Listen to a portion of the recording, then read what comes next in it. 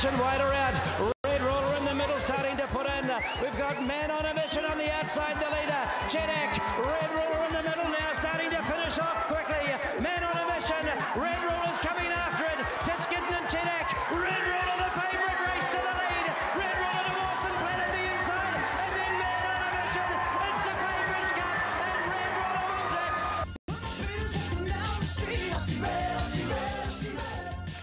Red Ruler, favourite horse of one Hayden Allen, who sadly passed away during the week, and he was farewelled in Matamata earlier today, Butch. Yeah, he was. DA, look, Red Ruler was his favourite horse. I remember vividly Red Ruler racing at Ellerslie, and there's a picture of him, I think, with the filly winning the Oaks, Miss Mossman. But Red Ruler, he just loved to bits, and such a capable horseman. You know, those years with John Sargent, and then, of course, in training partnership, and then Sarge moving across the Tasman. And he had so much to do with Miss Mossman winning that New Zealand Oaks. It was a race that was so much Hayden, because John was in Australia then and left all of the big decisions, I suppose, for Hayden to make, and she just won it so comprehensively, and a very proud moment for him indeed. And yeah, such a sad loss. You know, he'd been riding work for Te Akea. He was working at Valachi Downs, and we saw him at the sales leading horses around, and just a tragic loss of someone too early. And we heard earlier today of the sad passing of Mario Sullivan as well.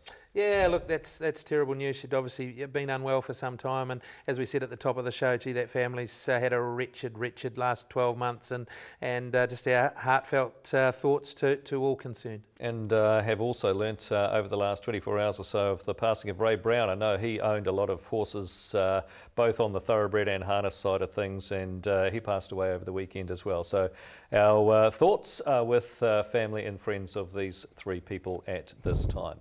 All right, just before we look at this week's hook, last week you made reference to the slowness, for want of a better word, for some of these jockeys' hearings being held once they'd been charged, and they were obviously heard, those comments. Yeah, it was fantastic. They were both the Lee Megorian and Rory Hutchings ones were heard at Ellerslie on Wednesday evening with the twilight.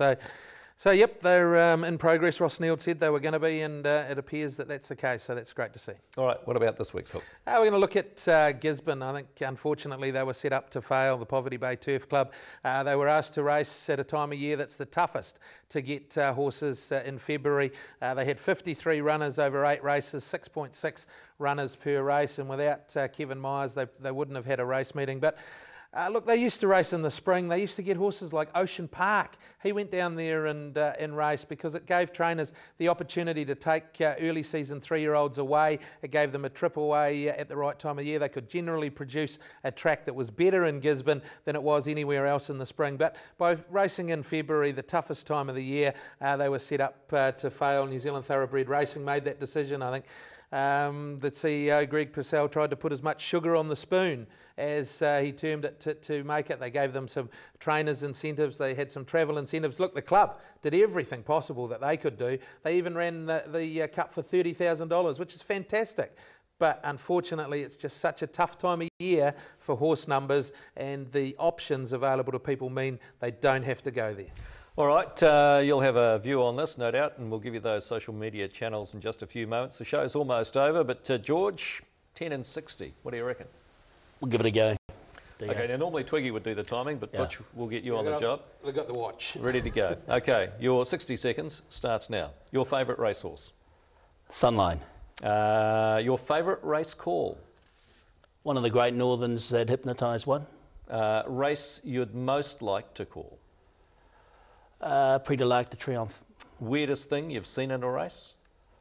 Jockeys starting on one horse and finishing off on another horse. Would you rather own a Group 1 winner or breed one?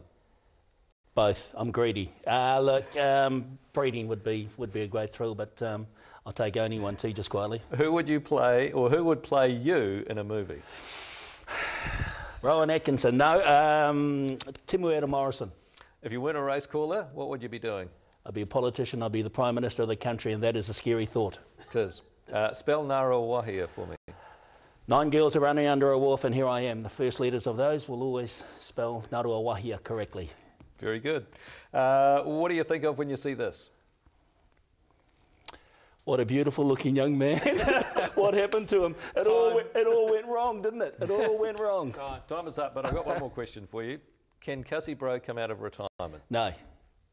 You sure? Yeah, absolutely, positively, he cannot come back. There is no chance of him ever appearing again. What about if Midnight Magic Man won the Derby? Now if Midnight Magic Man wins the Derby, I will sing the song that we named him after. That'd be great. Some stage that night, I think, after a few celebratory drinks. I want to be around.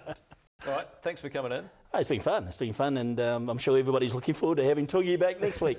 Indeed. Butch, we'll see you next week. Will do, yeah. Also on the program, Alan Sharrock, Lee Megorian, and of course we had Steve Hunt a little bit earlier on. Don't forget those social media channels, facebook.com/WeighInShow, @WeighInShow on Twitter, and weighin at nzracingboard.co.nz. We'll see you next week. Bye for now.